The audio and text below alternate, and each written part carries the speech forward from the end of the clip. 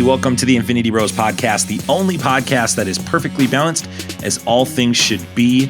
I am your host, Max Mosier. Grateful you're here wherever you're listening, however you're listening. Thanks for making us part of your podcast experience. I'm here with two other Infinity Bros today to talk Moon Knight, the new Disney Plus show on Disney Plus. That was redundant. Doesn't matter. Let's give it up for Infinity Bro Jarret. Jarret, how you doing, brother? I'm doing great. I would have never in a million years dreamed that we'd be doing a podcast episode talking about Moon Knight, but here we are. We made it, Max. With Oscar Isaac. Not just a Moon Knight show, but a Moon Knight show with Oscar Isaac. And then the other Infinity Bro, a dear friend of the show, and also an Infinity Bro himself. It's Infinity Bro Zayne. Zayne, how are you doing? I'm doing fantastic. Happy to be here. Zayne, how you been lately? I'm doing great, just living the dream, playing Fortnite, which I never thought I'd get back into, but here we are, no build mode, all about it. No build mode Wales. We won, got a dub today before we came on. Big time, 21 kills. It was awesome. I don't know how I feel about the rocket launcher, but that's suspect. Real quick before we get into this, we did not talk about this on our latest episode, which premiered Wednesday, and I think we need to address it just in a very slight manner. Zayne, are you pro Chris Rock or pro Will Smith? I'm pro Chris Rock. Comedians got to be able to make jokes without being assaulted. Fair. Jarret. I think they're both wrong here, but if I had to lean towards one, Chris Rock probably more than Will Smith. Okay, well, hopefully that's not the only hot take we hear today on this podcast. We're going to talk about Moon Knight, the new Disney Plus show we talked about, and it stars Oscar Isaac and is created by Doug Munch. Is it Doug Munch is the guy who wrote this originally? Yes. Jarret's going to be the actually guy on this podcast, if you don't know. Actually, his name is pronounced Minch. Yeah, thank you. Is it really Minch? Are you No, for real? I don't think so. Oh my gosh. So if you've never listened to this before, I'm biblically bad at pronouncing names. So we try our best to not let me pronounce it. But Oscar Isaac, Ethan Hawke, and May Calamé are in this show, as well as others. Not many of these people showed up in this episode, but we're going to find out more about them as we go. But before we get into anything about Moon Knight, we're going to make sure that you're familiar with our rating system and how we rate things on this show. So I'm going to go ahead and put that bumper right here. Here on the Infinity Bros podcast, everything is ranked from a 0 to 6 point scale. 0 meaning horrible, and 6 meaning absolutely excellent. If all of the Infinity Bros rank something a 6, it gets an Infinity Step. And additionally, we are going to spoil the entire first episode of Moon Knight. So if you are somebody that doesn't care about spoilers, or you have yet to watch this episode, I'm going to encourage you to pause, come back later, and check the rest of this review out. So this is your final spoiler warning. This is... Prepare yourself. An Infinity Bros. Prepare yourself. Spoiler. Warning. The synopsis reads, a former U.S. Marine struggling with dissociative identity disorder is granted the powers of an Egyptian moon god, but he soon finds out that these newfound powers can be both a blessing and a curse to his troubled life. Obviously, we talked about it at the front, but Oscar Isaac does play Mark Spector, as well as what appears to be several others. We'll talk about that in a little bit. Ethan Hawke as Arthur Harrow. I think that's pretty much all we need to talk about right now. But first, before we dive into our full spoilers, we're going to give a brief spoiler, or not, I guess however you want to do it, a review of the first episode, rating it. Jarret, I'm going to start with you. You're the biggest Moon Knight fan I know. I've been dying to hear your thoughts on it. We've been refusing to talk for the last 48 hours. Tell me your review and rating of episode 1 of Moon Knight. Okay, so this is a clear 6 out of 6 for me. And I've had a lot of people ask me about this and say, like, how can you give this a 6 out of 6? It is wildly different from the comic books. I will say this. When they choose to deviate from any comic run, change characters, it's very hit or miss, right?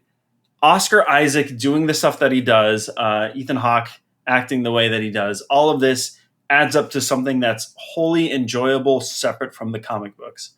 I love this just as much, if not more so, than a lot of the Moon Knight runs I've read, and I think this is a fantastic way to start the series. It was a hair slow, but I think you have to build up into and earn the beats that'll come after this.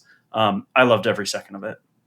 Is it concerning to you, Jarret, before we get to Zayne, that this was written by the same guy that wrote a Fan-Fortastic, which is the lowest rating we give anything on our show, But also he wrote the first season of Umbrella Academy, or I'm sorry, second season, excuse me. Did that concern you coming into this? To some degree, yes. But then I think Umbrella Academy did things that were interesting, even in the second season. Now, obviously, how we felt about the second season was hit or miss for everybody. But I think specifically the way that he handled Klaus was incredible. And I think if they can take that same energy of like him being that weird cult leader and all this and translate that into this psychological thriller of Moon Knight, I think we have success on our hands. Fantastic. Everybody has a bad one. You definitely picked up the bridge I was trying to build there. Yeah, I'm with you. With that, that's amazing how you picked that up. Zayne, you also are a big Moon Knight fan and also a big comic book reader. What did you think of the first episode of Moon Knight? I really, really enjoyed it. Again, it was one that I had high anticipations coming into this because, I mean, would never put myself to the levels of Jarret's fandom on Moon Knight, but I definitely, as a character, I enjoy. And even still coming into this with Oscar Isaac, phenomenal actor. I was like, I want to see what he can do. And especially with you coming with everything with the dissociative identity disorder, like how is he going to portray different characters with one person acting? And that's what kind of, I just wanted to see on the first episode how they're going to do this. And I love how they did it. Like it wasn't too, like you had the overall voice of Kashi, then they're like, oh my goodness, the idiot's back in control. And you're like, and he has no idea what's going on. And then it does like the brief, like I started picking up on a lot of how many shots like use reflections on stuff and like how they interpret that of the different personalities. And even if it's not necessarily the reflection doing something different, but how often they kind of played on that, showing that there's different perspective on all this. So like Jarret as well, I have to go 6 out of 6. The action was great. They did a little bit, setting stuff up. And like, if you know nothing about Moon Knight, it seems confusing. And like, oh my goodness, why does he just like stops and then we don't see any of the action of what's going on? And it's like, well, he's dissociating, going to a different character. And like the Steven character is like completely separate. It's as if they've been trying to keep the Moon Knight, Mark Spector, everything else like, hey, we just won't fill this guy in on what's going on. But it's a cool setup. I really liked Ethan Hawke. I think he's going to be a fantastic villain. Just the way the setup on stuff, everything, how they're bringing in Amit, like, and even just this whole concept of like, hey, we're going to do the judgment thing. Like, I think those two pair very well. And when you have two actors who can really get into that role and deliver that, like, I think we're in for something special. All right, 6 out of 6 for Zayne as well. I'm also going to give this a 6 out of 6. So for this episode, I believe we're going to call this an Infinity Snap. We obviously don't have the other bros here, but we're going to call it that. So congrats to that for Moon Knight. That very rarely happens on this show, it feels like these days. I'm going to give this a 6 for a couple reasons. I actually do have a couple qualms, but they're not enough for me to like pull the rating of a 6. I think the CGI in this is really poor to start. I'm a little concerned about that long term, especially when you have to do things like Khonshu. Like, am I saying that correct, Jarret? Khonshu? Yeah.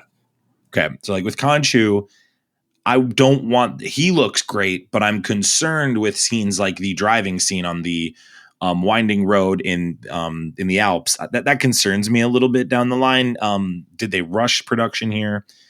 I am too concerned, Jarret, about Slater writing this. I did not like the way Umbrella Academy season 2 went. You discussed that earlier. And so I felt that was a good thing to note.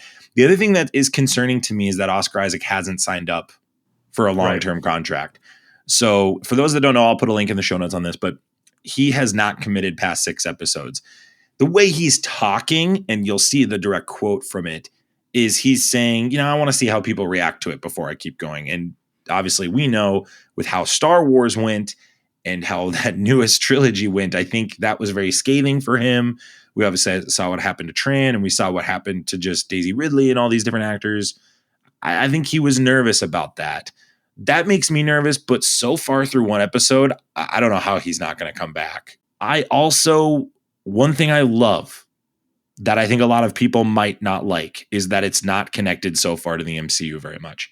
So, for example, the scene where he is speaking with Ethan Hawke's villain in the museum, he references Hitler, but he doesn't bring up Thanos or doesn't bring up all these other big things that have happened. That was fascinating to me. I thought that was a really cool choice by them to kind of separate it. And they're really kind of taking these extra steps, I think, to say, no, we're going to build this character up first, then start introing the rest of this stuff. 6 out of 6, though, from Oscar Isaac. He's tremendous. I understand now why people were saying he might be the next RDJ for the MCU. I don't see it that way, but I understand why people are making that connection now. I said this yesterday. We Twitch and stream and do TikToks on our channel as well. You can check us out there. I was streaming yesterday, and one thing I said in my spoiler review of it for those that were checking it out was, this is how Venom should have done their voiceover work. Absolutely. I felt like the raspy Venom voice was really kind of, it took me away from the character in the first movie, and it didn't bring me back for the second one. So I think this is how you do it in regards to Khonshu. I love that they dove right in, Jarret. And I'm going to give you guys more time to talk. I just want to share my review here and finish it up here. Ethan Hawke was introduced right out the gate. We haven't seen a Marvel show do this yet. That chef's kiss. Love it. That's been my biggest gripe with all these MCU shows, is they wait till the end to kind of reveal them or give them kind of a subplot towards the end. I like that they're diving right in. I like that he's following him back to his house. And I like that there's mystery not just around the Mark Spector and the Stevie characters, but also in regards to this character that's being played by Ethan Hawke, Arthur Harrow. So I'm excited to see where this goes. This is a great, and here's the other litmus test that works for me is I watched with my wife. She knows nothing about Moon Knight. She was hooked. She thought this was great. She thought it was very well done, and she walked away wanting to know more. That says to me that the general audience is really going to appreciate and affirm this storytelling arc. And I have no idea where this is going. I mean, I have not read as many Moon Knight comics as you guys do. So I'm excited to hear your guys' perspective. But Jarret, tell me, you talked about some of these disconnects that this show is doing from the comics. Can you tell our audience, for those that haven't read it, and honestly, that's a lot of people, Jarret. I think a lot of people haven't read Moon Knight. Yeah. Tell me those disconnects and tell me why you like the decisions they're making versus what are done in the comics. So Moon Knight is a complicated character. And he's one of those that, like, in the same way that I don't know if this is the right comparison, but like, you get somebody like Captain America or Batman, and there are core tenets that are true about them, and they don't really waver except for minor differences from writer to writer, right? Moon Knight feels so different each time everybody picks him up. And so, like, there is no canon, like, this is exactly how Moon Knight behaves. He's always slightly different.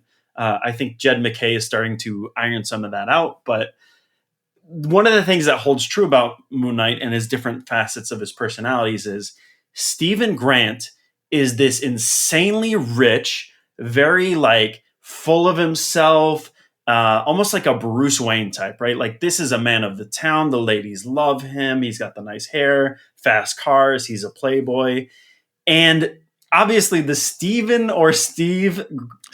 Grant, whatever they call him in the show, is not that at all, right? And I love that so much more. It gives Oscar Isaac, and I've been saying this forever, Oscar Isaac is a phenomenal actor.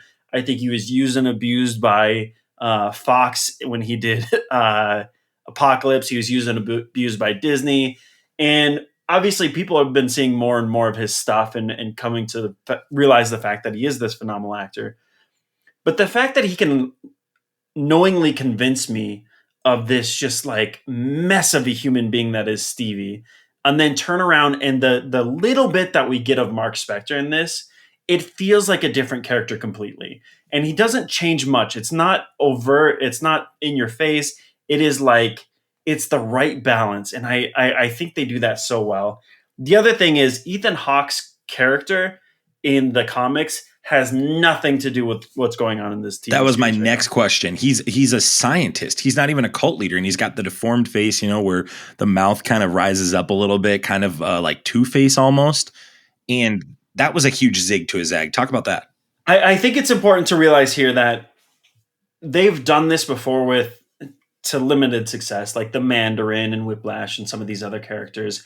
And I think the fact that Ethan Hawke is doing this is obviously like, he's going to do it well. But I'm glad that they kind of mix it up, because I, as a comic book fan, I have a theory of who this is, but I don't know for sure because they're using the Harrow as his character, and maybe it's Emmett or Amut, maybe it's Sun King, maybe it's all this other stuff. And I think that's a good way to like flip people on their head so they can't just go Google who this person is and spoil it for themselves, right? Like, I've read every Moon Knight comic that's ever been printed. Like, for a fact, I've read every single one. I have no idea who he's playing. I have a big list of my top 3, but I did not expect to be surprised by this series that I am, and I think that's. Do you think Amit is not? And I want to dive into this a little bit because I want to, and I think that's a huge piece of this puzzle. Is how do you theorize for a show like this, Jerry? You could really help some of our audience here. Yeah. Do you think Amit is just dead altogether? Like with kind of what you're talking about, if he is one of these other Egyptian gods, like you're saying, is Amit just dead or completely out of the picture? Because we know in the newest arcs, I guess I know a little bit about the comics. Sure. In some of the newer arcs, Amit is a big piece of the puzzle in some of them. Depends on what you're reading and what's happening also with Khonshu as well.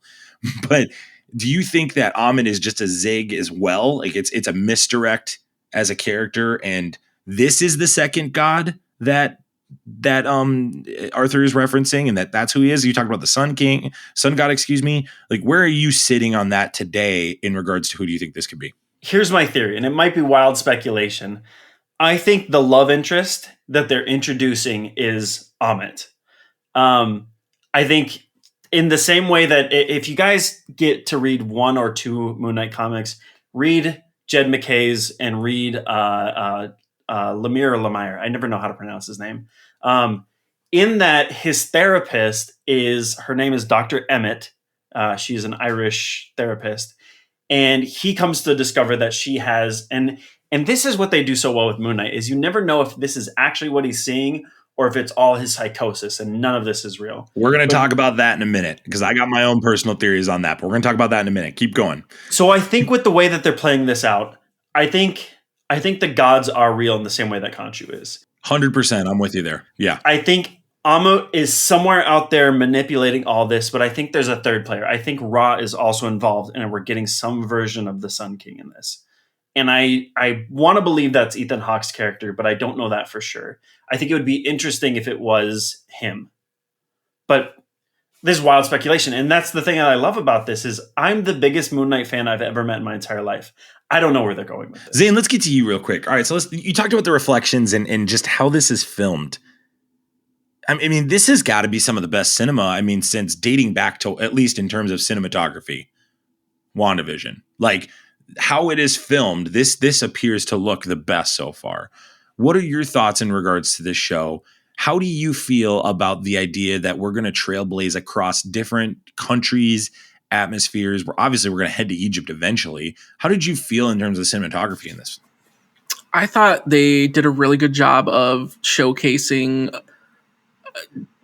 different sets, different settings, but also the characters in those specific settings. Like, obviously, you have, the difference jumps between Stevie and Mark, but like the fact that you have these jumps and then he wakes up, but like it still feels like you've progressed forward in time. I mean, obviously, yeah, he wakes up and he's in front of that castle, but how many times it jumps out during that car chase, but it feels like that car chase continued even though you didn't see it.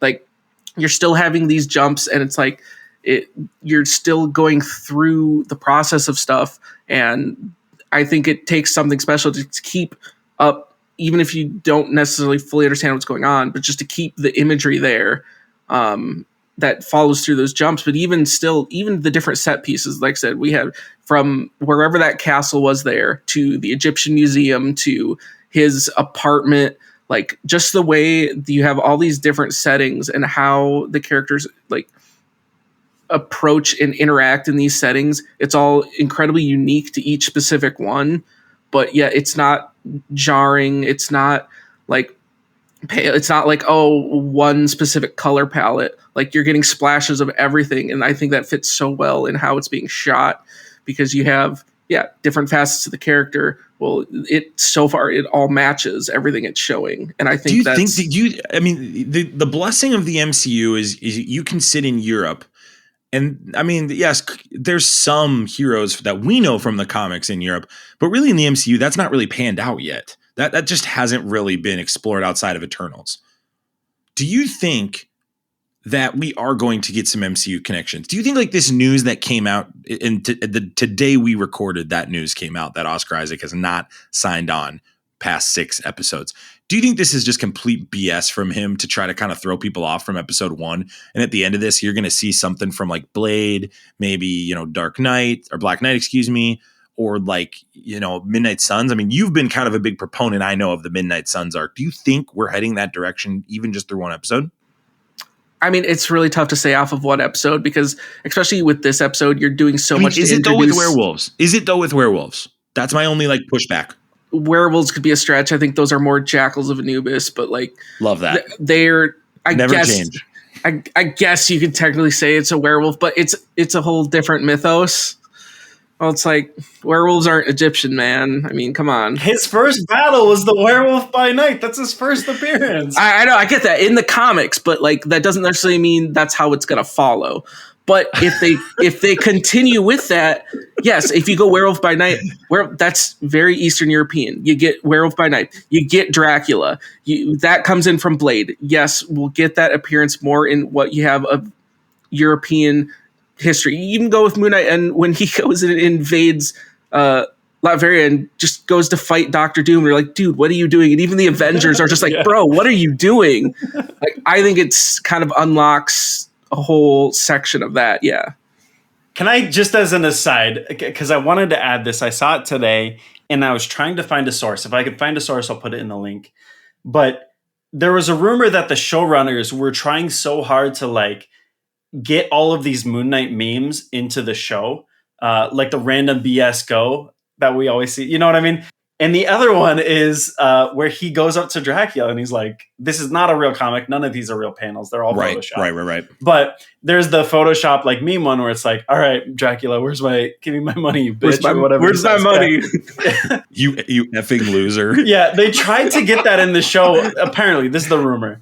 But Disney kept slamming the door on that and saying, absolutely not. We will not let you do this. If we get that link, Jarret, shoot it to me. We'll put it in the show notes. Yeah, so I'll find it down if it's in the show notes. Otherwise, Jarrett's full of crap. I saw that meme too of it must have been earlier today. The one of not only just the Dracula one, but he calls the Avengers Tower, and the Avengers are like, Dracula's not an Avenger. That lying F. People don't realize Moon Knight is also a little quippy too. And one of my favorite ones is, oh my gosh, I don't want to spoil anything. Okay. In one of the runs, Moon Knight dresses up instead of the 3 different versions of himself. He dresses up as Wolverine, Captain America, and Spider-Man. And he goes to do this drug bust, and he ends up beating up a strip joint. And him and Spider-Man, go look up this comic. It's fantastic. Him and Spider-Man have this back and forth where he's like, hey man, everybody's asking me if I went to the strip joint and beat everybody up. And he's like, oh yeah, I did that a little bit. Sorry. And they're so funny. Anytime you put those two together, it's great. Yeah, that's definitely got to be a pairing if they can land, assuming they land Oscar Isaac long term. All right, let's talk about some Easter eggs that I found or Jarret, I want to hear your comments because again, I know very little about this character, so this is why I want to hear from you. So you think that Layla, just for confirmation, you think that Layla is going to be Emmett? Either she is genuinely the love interest or she's Dr. Emmett. And I think it's more interesting that she's Dr. Emmett. Yes, that would be crazy to make her Emmett. Like episode 5, she turns and Ethan Hawke is like, "Oh, hey, what's up?" Surprise! Surprise. And I don't know if you're getting to this down the line, but they've introduced a number of his cast members in the background, right? He has his sort of support team, and we've seen one of them in the flesh. One of them he gets a phone call from that he misses. And we have yet to see the third one. So the first one is Crawley. I am getting to them. Well, let's talk about the one he gets to in the flesh. So let's talk about Crawley. Tell our audience who that character is and what his background is. So Crawley is sort of a down on his luck. Homeless, I feel like, is not PC anymore, but a person experiencing homelessness. He made some mistakes early on in his life, suffered from drug abuse and alcohol abuse, and befriended Jake Lockley, who is one of the alternate personalities of Mark Spector, and sort of is his eyes and ears on the street, right? He's like, hey, you took care of me when no one else did. We're pals. And so he has connections that Stephen Grant can't make, that Jake Lockley can't make, and that Mark Spector can't make. And he's always interesting because he's the only one who kind of believes Moon Knight's mania as something that's real. He talks about how I've been through so much in my life that I believe this. And in fact, when they're all in an infirmary together, Crawley's the only one who believes him when he's like, yeah, all these people are Egyptian gods. Crawley's like, heck yeah, dude, I'm with you. Of course, they're all Egyptian gods. Well, like, do you think, Jarret, let's pause on that. And that's a good synopsis of Crawley. I think we're good there. And through this episode, that's about all we need. Do you think they're going to play that up more? Because the way that I interpreted episode 1 is they're like, no, the Egyptian gods are real. We're moving on. Yes. How much of this episode is real? How much did we watch that's just sitting in his brain? And we're going to find out in episode 3, half of it was garbage. Hot garbage. And I hope they do that. I hope to some degree, some of it's real and some of it's not. And you have to try to pick up the pieces. If this is one of those series where you have to watch it 3 or 4 times to try to figure out what's dissociative and what's actually happening in the real world, I hope they do that. Now, will I think they do that? Absolutely not. I think they want us to accept all of this as real. Oh man. But I guess it's just, I mean, we had this very high expectation. You gave me this expectation, by the way, Jarret. Yeah. In Hawkeye of that, when that they were going to have the death arc. We thought for sure there would be a full episode of it. And it was just kind of like 1/4 of a scene, even. It wasn't even that much. That's why I'm saying this. And like, we built up so much with WandaVision, right? And like, WandaVision gave us a fraction of what it teased, right? They even said like, yeah, we didn't know anything about this. The commercials weren't nothing. Look the other way. But they knew what they were doing, right? And so the fact that we've been burnt on WandaVision, we were burnt on Hawkeye. Well, I think we were, I would also say we were burnt on Captain America and the Winter Soldier because of the Power Broker. I think the Power Broker was built up to be this completely different person with Sharon Carter speaking about that character. And then I found out it was her. I was like, oh, okay. Like it just opens itself up to these massive theories and just don't introduce the concept then. And maybe this is what Moon Knight's trying to do. Stay away from other things and be your own universe. So that way you're only theorizing about things from that specific source material, right? I think that's kind of where this show is.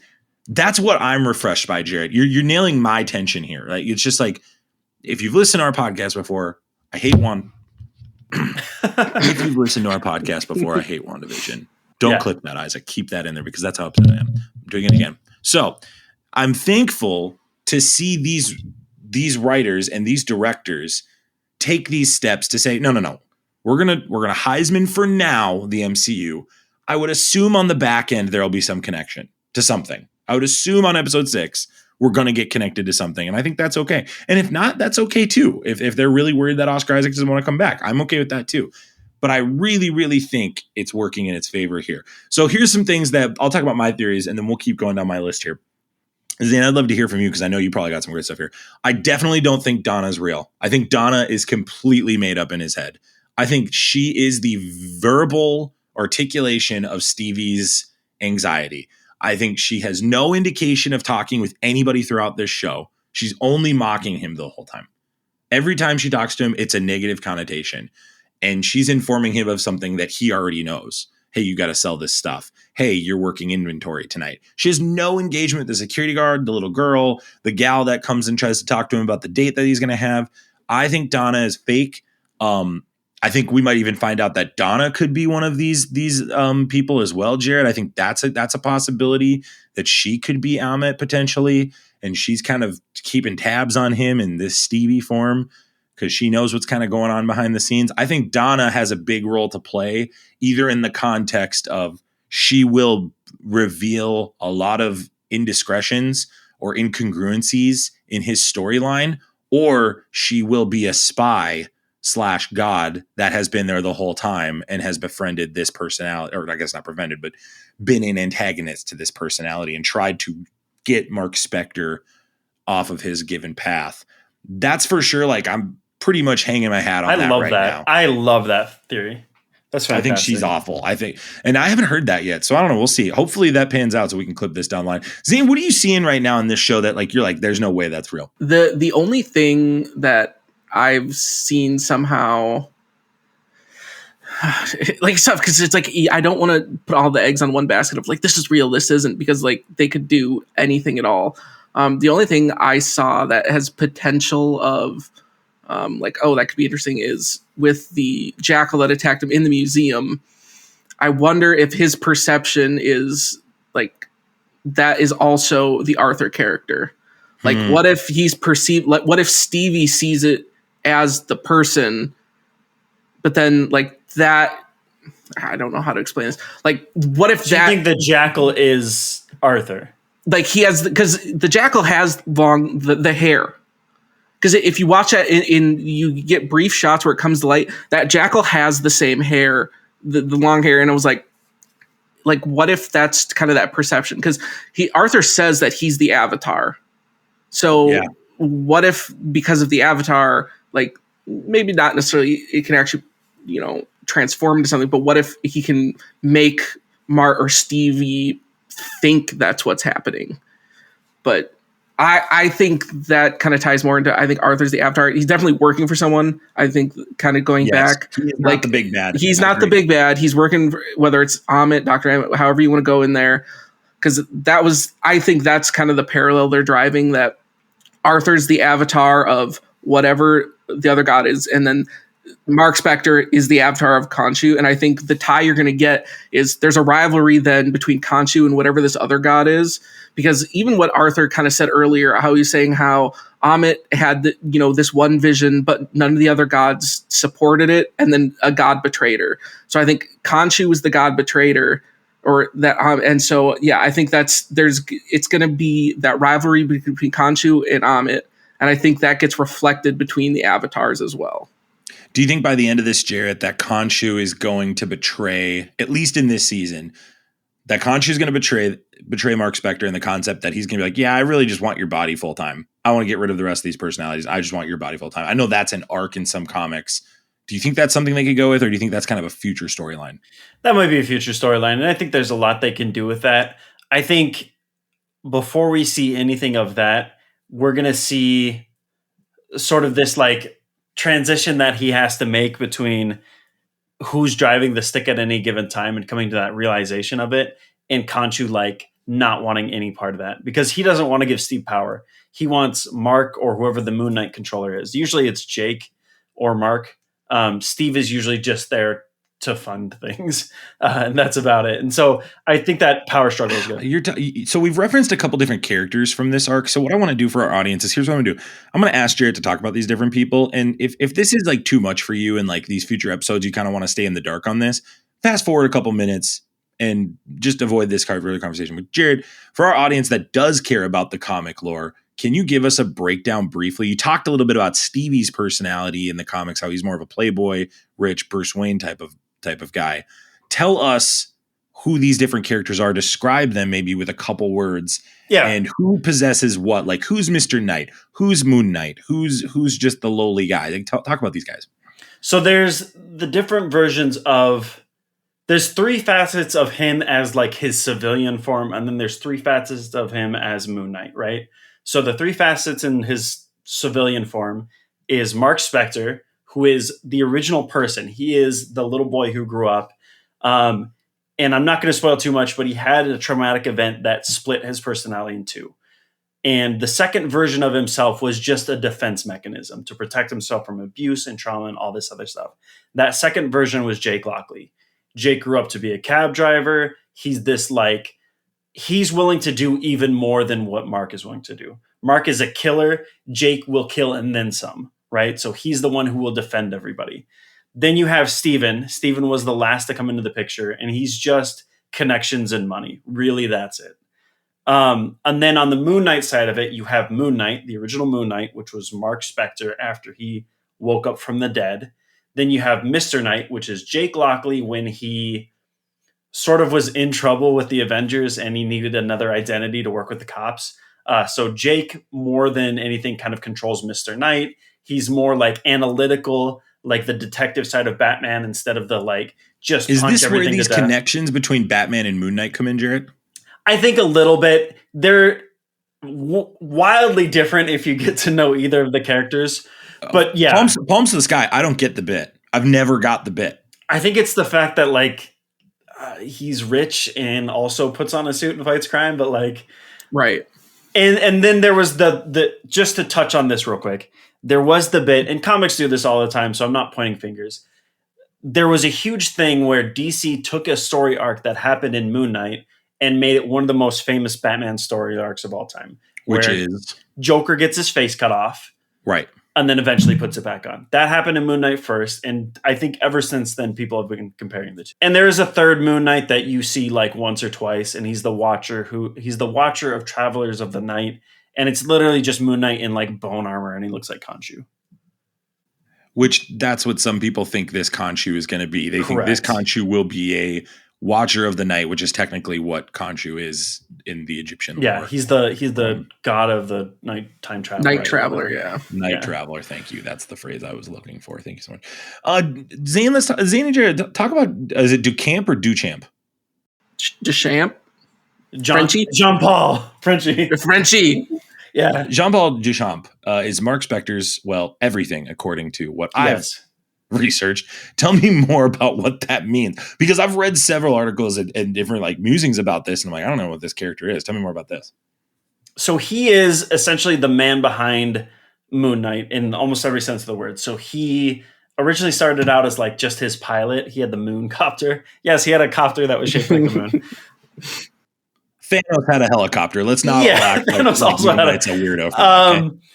And then he sort of evolved into like almost like an Alfred character, right? Like anything Moon Knight needed, he would find a way to get it to him. He would like be the one that patched him up, all this other stuff. It's almost like, to go with the Batman analogy, Frenchie is almost like if you combined Alfred with Lucius Fox and Commissioner Gordon to go off the facets again. That's Frenchie is all that for Moon Knight.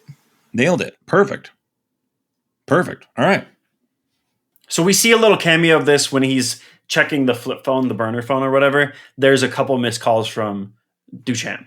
Mm-hmm. Has this person been cast? Not that we know of, right? I don't remember hearing anything about it. Unless it was just kept secret, but we talked about this before. I think it was when they first announced they were doing a Moon Knight series. We did a fan casting, and I can't remember who I picked. Oh, you know what? No, it was the guy from The Boys. The Frenchie actor from The Boys should play him. Yeah, he's perfect, like literally perfect. I don't know. I don't think we'll get him because his name's already Frenchie. Exactly, it's perfect. Tomer Capone. Yes, Tomer Capone. Yep, fantastic actor, by the way. He is a great actor. By the way, The Boys season 3 looks wild. Looks Buck wild. The one piece we're missing, for anyone who's curious, the one piece we're missing is Gina. Gina is a single mother who runs a diner in New York. Obviously, a lot of these characters live in New York. They'll have their different corners, and you see like crossovers between him and Daredevil, him and Luke Cage, and all these other street level heroes. That's why he bumps into Spider-Man all the time. And she is just a single black mother raising two boys and trying to take care of her family, and she has a lot of connections to Moon Knight that way. If they don't introduce her in this series, that would really, really get under my skin. I think. Do you think though? I think they're trying to stay away from New York, Jared. So if they're going to do this, they're going to have to keep her in Europe.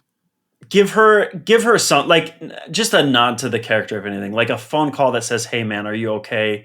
Me and the boys have been worried about you." Anything, because she is such a phenomenal character. Well, even still, it's coming back because of the phone call with Layla. And was it Layla? Yeah, because she even is calling him out, like, why are you talking in this weird accent? Yeah. So you're hypothetically saying, okay, so he has, and with Mark, so there has to be some tie there of, is it that's back in America that call's coming from? Because, like, she questions the accent, but yet clearly Stevie's living in London, working at a museum. Like, I don't know how that's going to get explained, but that doesn't necessarily mean there's going to be that America tied to it, but, like, it very easily could be. Yeah, that'll be fascinating if they go back to New York. Like, it would be crazy to see New York right now. Because that's the other part. And these are the questions I ask. Like, what year is this in? Mm-hmm. Like, there's an argument to be made. This could have happened, like, a long time ago. We might find out at the end of this happened before Iron Man. Pre-snap, pre-everything, yeah. Like before Iron Man even. Like, I think there's no indication of the date in this at all. That fascinates me. I think that's going to be a piece of this puzzle. I think we're going to find out. I think that's why we're going to find out that he didn't reference Thanos. That's what I'm saying. You look at it contextually, like, you have some evidence of the date, because when he goes into his apartment and looks through the phone, Mark Spector's phone is a Razr flip phone. It's a great point. Or like, just look at the phones. Even like, no one has. Did we see a major iPhone or anything like that? We saw the dude was looking at the otters on his thing, but I don't know. I didn't get a good that look was at a smartphone. phone. That was a smartphone, Jarrett. You're right. That is true. But still, smartphones would have been around as early as the mid 2010s, like 2013, 14. I think it's feasible to think that this is in the past for sure. So it's not pre Iron Man. It would definitely be after Iron Man. But there's a chance this could be pre-snap. I'll go as far as to say I bet the end of this we see him get snapped. Oh gosh, I would love that. maybe they win. Maybe they win the day, and then the end of the season is he gets snapped, and that's it. And that just leaves it open ended. What does a man that unstable do when he comes back after 5 years gone? Like, oh gosh. Well, yeah. Not only that, but like, give him an arc where he builds towards something. Like, let him go back to this family you're speaking of, right? Let him like kind of put some pieces together, work through some of the traumas. If you look through the Moon Knight cast on IMDb too, I'm not going to say names and actors, but there are specific nothing in regards to the MCU, but there are actors in regards to people we're talking about here, Jarrett. So they do have Crawley, I know for sure. So just it's interesting. It lends itself to believe, as I'm looking at this, that we're going to find out about the traumas of Mark Spector. Yeah. And so I think there's a very real chance. I'm just going to go ahead and put this out there as well as a theory. I think this is before the snap, and I think that's why it hasn't been referenced yet. It could even be as early as before the Avengers defeated the was it Chitauri? Chitauri. Who are they? Was it the Chitauri? Chitauri. Yeah. The Chitauri. Yeah. I forget. See, I can't even pronounce. Oh my gosh. Don't look at IMDb. There's so many spoilers. There are? Okay, Jarrett, what are you doing? Jarrett, stop. Jarrett, don't look. Yeah, exactly. So it's too late. So I think. Oh my gosh. Max, why did you do this to me? I know. I tried to tell you. I tried to give you a heads up. So I think I'm going to land on that. My two major theories going into this after this first episode are that Donna is a major antagonist, or she is just in his head and is just the personification of all the negative he feels about himself. Maybe she is a representation of this trauma that you're speaking of, Jarrett. Yeah. Also, I'm going to go on the record of saying, I think this is like 2014. I think this is going to be well before the snap. And, I like that. Or during the snap, even like the year of Infinity War. At the end, he gets snapped. And I think that's how they're going to resolve this whole issue with Oscar Isaac coming back is, okay, if they get another actor, they could do that post-snap or something like that too. Or they could just say he's gone, and when he came back, he's doing his own thing. And now we get to find out. They don't have to fill in the gaps of that 5-year absence while he's gone. So that'll be really interesting to see if that comes up. So what about a character we haven't talked about yet that this just popped into my head? Like how he keeps calling his mom and leaving messages. Is it actually going to be his mom, or is that going to be some other plot line? There's no way she's there. I think this is one of the first TikToks I made about Moon Knight. The phone, when he flips the phone open, this is the flip phone. The screensaver was a crocodile.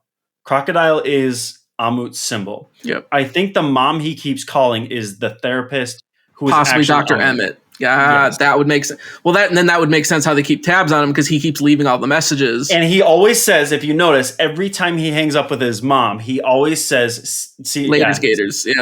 Yeah, and Gators is Ahmed's whole thing. His mom is also canonically not in the picture. There it is. There's a lot of cool threads in this. This is such a great show. Brilliant concept in the idea of picking this one because it's so unknown, and I respect it, Jarrett, to go different directions. I think it's good to go different directions as long as you have a feasible plan. I do wonder if Oscar Isaac's contract will play a piece in this, and maybe as we get down the line. Yeah, I don't blame him at all. I think he will come back. I don't either. But also, I wonder if it's a ploy. It's I don't know. I'm having a hard time believing it. I'm having a really hard time believing it. So you can check this out right now on Disney Plus. You can also follow us on Facebook, Instagram, Twitter, TikTok, and Twitch to keep the conversation going. If you're still here listening to us, I'd love it if you'd do me a favor. Would you pause and leave us an iTunes review? We'd love to read it on our next show. And I'd love to just celebrate you by telling you that your review is either really good or really bad. More than likely, I'll tell you it's really bad because I always review the reviews. Jarrett, why don't you give the people what you're doing? What are you up to next week on Twitch? I will be playing Elden Ring if everything gets together. And likely I'll be talking about Moon Knight quite a bit. I think the door has been cracked open. People are interested. I've had probably like 6 or 7 people message me this week and be like, okay, you've been talking about this guy for years. What the heck is up with this Moon Knight character? So I'll be giving you guys some recommendations on stream, talking about the character and stuff you should be reading right now. Yeah, so if you want to keep the conversation going with Jarret, make sure you check him out on there. You can also check out Zayne on Twitter as well. Is it like Super Saiyan? I think it's just Saiyan 1X. Saiyan 1X? I wouldn't recommend checking me out on Twitter. I don't do I anything wouldn't on recommend Twitter. checking out Zayne either. Good point, Zayne. Good point. Yeah, absolutely. Hop on Discord. Zayne's active on Yeah, Discord. or occasionally I'll be on a stream somewhere. I can't believe Jarret had the gall on the front end of this show to go, I think both Chris Rock and Will Smith are wrong. Yeah, They unbelievable. are. They're both wrong. Oh, man. Team Rock. Not the Rock, Chris Rock. No, I'm Team The Rock. Like, actually, you know what? I think all 3 of us are Team The Rock. Yeah. That's fair. It's about drive. It is about power. Dude, that slap was buck wild. Absolutely buck wild. Connected to Moon Knight and also talking about this before we hang our hats. Mental health is not a joke. They talk about it in the show. There is a whole disclaimer at the end of that, which I love. I will say, I think Will Smith and Jada Smith need to go seek professional counseling. 100%. And I think the Oscars dropped the ball significantly, Jarret, in the context of he had zero business being there the rest of the night. Oh, yeah. They should have done something to remove him from the premises. I cannot believe that they all allowed it. It's one of these kind of interesting conversations where it's like, I think we go quickly to judge the elites and the actors here. I think if you did this in a room full of normal people, the same thing would have happened. I think this is just kind of mass thinking and not people were too scared to it. It's shock. Yeah. What do you do? And it's an aggressor. Somebody was being aggressive. And so you're like, how do I confront that person? He was aggressive already. Will he be aggressive to me? It was a really tough situation. I completely agree.